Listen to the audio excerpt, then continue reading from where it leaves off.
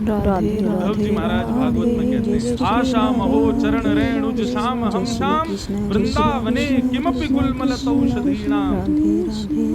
हे विधाता, यदि आप मुझसे रीझ गए हो तो मेरी एक इच्छा पूरी करो। बोले कहो बृहस्पति के शिष्य अति विद्वान विदुर, उद्धव क्या चाहिए? तो उद्धव जी कहते हैं कि वृंदावन का छोटा सा पौधा बना, बड़ा वृक्ष नहीं, छोटा पौधा। बोले एक तो तुमको मानव नहीं बनना, ऊपर से चलो मानव नहीं तो जीव जंतु कह देते, वो भी नहीं बनना, वृक्ष बनने की कहते तो वृक्षों में भी छोटा पौधा, ऐसा क्यों? बोले क्योंकि मैं सदा चाहता हूं कि जब जब ब्यार चले तो इन ब्रजवासियों की चरण रेणु से मैं सदा संलिप्त रहूं, सना रहूं, ऐसी कृपा मुझ पर कर दो विधाता।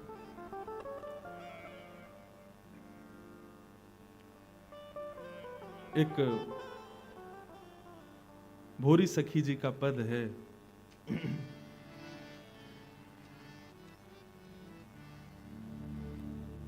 ऐसो दुख दीजो हिय माही, ऐसो दुख दीजो हिय माही।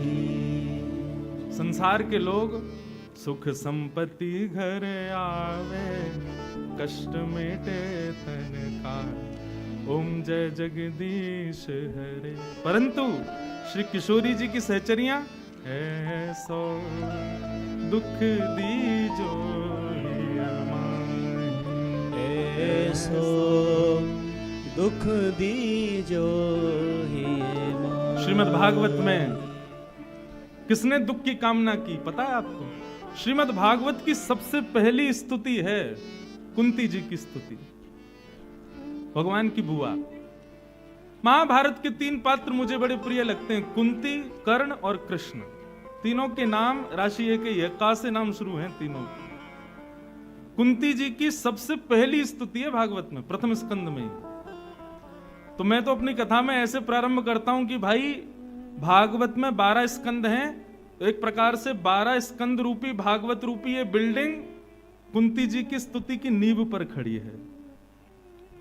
और कुंती जी की स्तुति में कुंती जी क्या कहती हैं?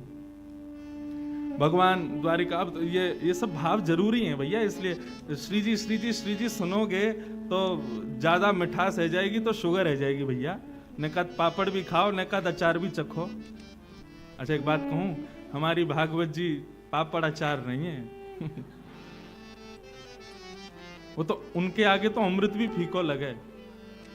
मैं सत्य बता रहा हूं, ये सब रस चर्चाएं कहने का मेरी सामर्थ्य है ही नहीं, मैं कह ही नहीं सकता।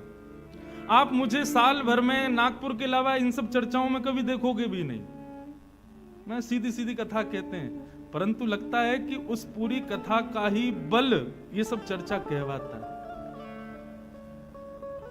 श्रीमद् भागवत साधारण नहीं है बंधु, भागवत का आश्रय लेके देखो तब पता चलेगा। तो श्रीमद् भागवत में कुंती जी कहती हैं कि विपदो संतु नः सस्वत् तत्र तत्र जगद गुरो भवतो यद्दर्शनम यस्या अपने भव दर्शनम। भगवान द्वारिका जा रहे थे, सबने अपने मन की बातें कही। ठाकुर जी जैसी द्वारिका निकलने लगे, महाभारत युद्ध पूर्ण हो गया था, जीत गए थे पांडव।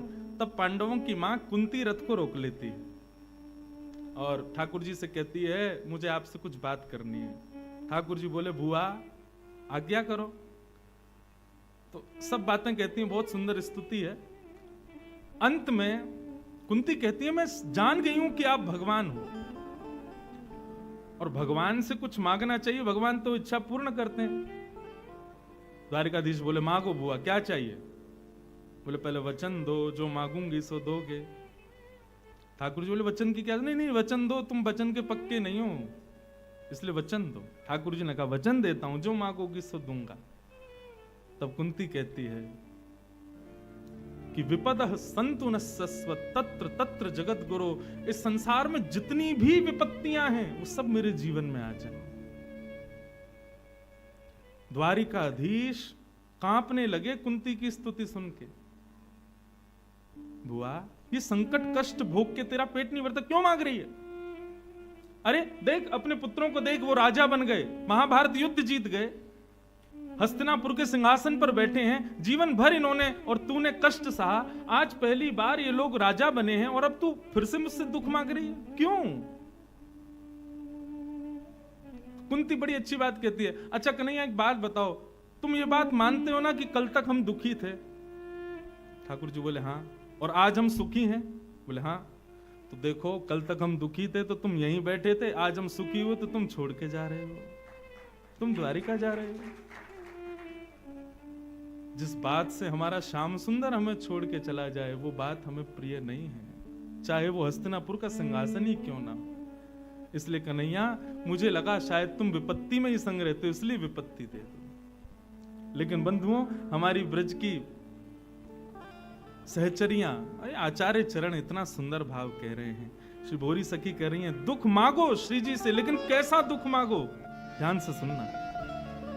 ऐसो दुख दीजो हिय माहि, गाओ। ऐसो दुख दीजो हिय माहि। कैसा दुख? बिन पद कंज छटा दृग देखे, बिन